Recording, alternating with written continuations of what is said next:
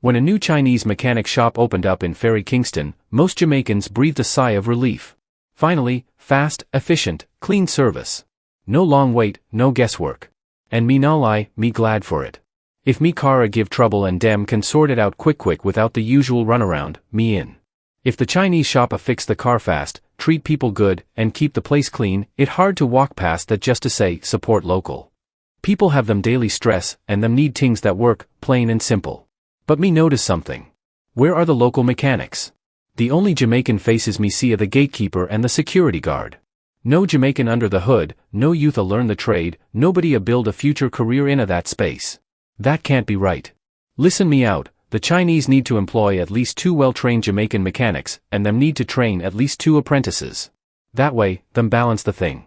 Having a security guard and a gatekeeper alone? That not enough. Those are low-tier jobs. We talking about skill building now, real investment in a people. If the shop hires local Jamaican workers, their wages stay in the economy.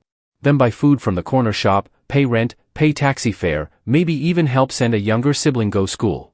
That's how communities grow. And yeah, the Chinese probably paying taxes, income tax, property tax, business licenses, and that money help fund public services.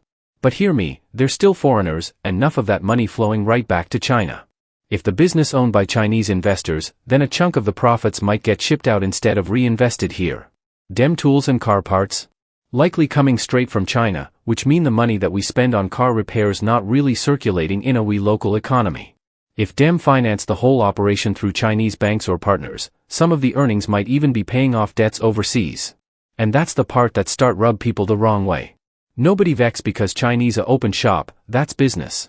But when a shop pop up in a wee community, use wee space, benefit from wee market, and then barely include wee people? That's a problem. And not just morally, economically too. Me don't want it reach a stage where every skilled job lock off from Jamaicans while we stuck a gate or sweep floor. That's not progress. That's modern day plantation, new players, same game. We can't just clap for nice, clean service and forget say development have to include the people. Me a beg the Chinese shop dem, link with Heart Trust, find youths that interested in mechanical work, and train dem. It might take time, but so countries build legacy. So you gain real respect, not just from customers, but from the community.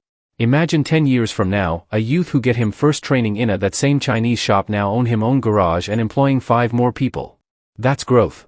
That's partnership. That's nation building.